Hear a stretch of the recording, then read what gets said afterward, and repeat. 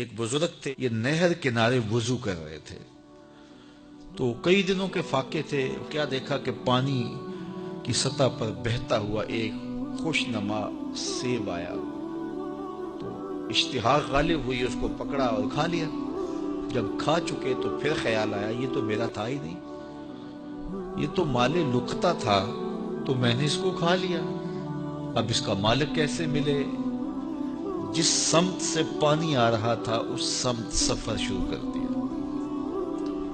کئی دنوں کی مسافت کے بعد دیکھا کہ ایک باغ ہے جس کی شاخیں اس پانی کی طرف لٹک رہی ہے، سمجھ گئے کہ یہیں سے گرا ہوگا اور میں نے کھا لیا۔ خیر باغ میں پہنچے، مالک سے ملے، کہا کہ یوں میں نے ایک سیب کھا لیا ہے اور میرا غالب گمان یہ ہے کہ اس باغ کا وہ سیب تھا، تو میں معافی مانگنے آیا ہوں، یا پھر بتائیں کہ اس کا ہرجانہ کیا ہوگا۔ جب مالک باغ نے یہ بات سنی، وہ بھی صاحب نظر تھے، سمجھ گئے یہ تو کوئی در یگانہ ہے، یہ تو کوئی گوہر یکتا ہے، تو تیور بدل لیے، کہا ایسے تو نہیں معافی ملے گی۔ کہا حضرت کیسے ملے گی؟ کہا 12 سال تک میرے باغ کی گوڈی کرنا پڑے گی۔ اللہ اکبر، اور ایک شرط اس کے علاوہ ہوگی۔ کہا ٹھیک ہے، میری غلطی تو معاف ہو جائے گی نا، 12 سال تک باغ کی گوڈی کرتے رہے۔ ایک دن فرمانے لگے وہ صاحب باغ جو تھے کہ سیب توڑ کے لاؤ، مہمان آئے ہیں، تو وہ سیب توڑ کے لائے تو وہ کچے ہی تھے، تو کہا تم 12 سال ہو گئے ہو سیبوں کے باغ میں رہتے ہوئے، تمہیں پتہ نہیں کہ کچے سیب اور پکے سیب کیسے ہوتے ہیں؟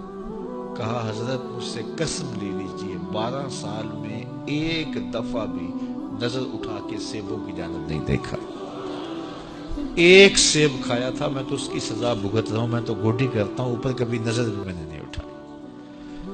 سینے سے لگا لیا، کہا ایک شرط تمہاری پوری ہو گئی، اب دوسری شرط ہے کہ میری ایک بیٹی ہے جو آنکھوں سے نابینا ہے، کانوں سے بہری ہے، بول سکتی نہیں، اور وہ اپاہج بھی ہے، چل بھی نہیں سکتی، اس سے تمہارا نکاح کرنا چاہوں، اگر تمہیں قبول ہے تو معافی ہو جائے گی۔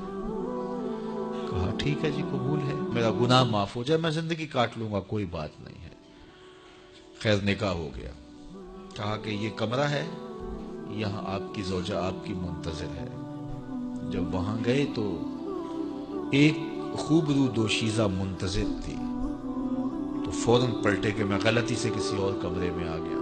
پلٹتے ہوئے دروازے کی چوگاٹ سے سر پھٹ گیا، خون بہنے لگا۔ جب باہر آئے تو صحن میں پہنچے تو وہ بزرگ وہاں تھے، کہا کیا ہوا؟ کہ حضرت ایک غلطی کی سزا اتنی کاٹی، اب کہیں دوسری غلطی نہ ہو جائے، وہ تو کوئی اور ہے خاتون۔ کہا وہی تمہاری زوجہ ہے۔ تو میں بتاؤں کہ وہ بہری کیوں ہے؟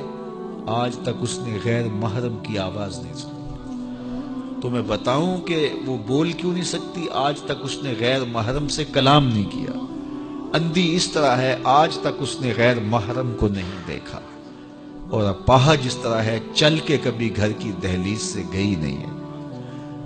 تو اس خاتون کا جب نکاح ہوا اور پھر ان سے اللہ نے ان کو ایک بچہ دیا جس کا نام ہے الشیخ عبد القادر جیلانی۔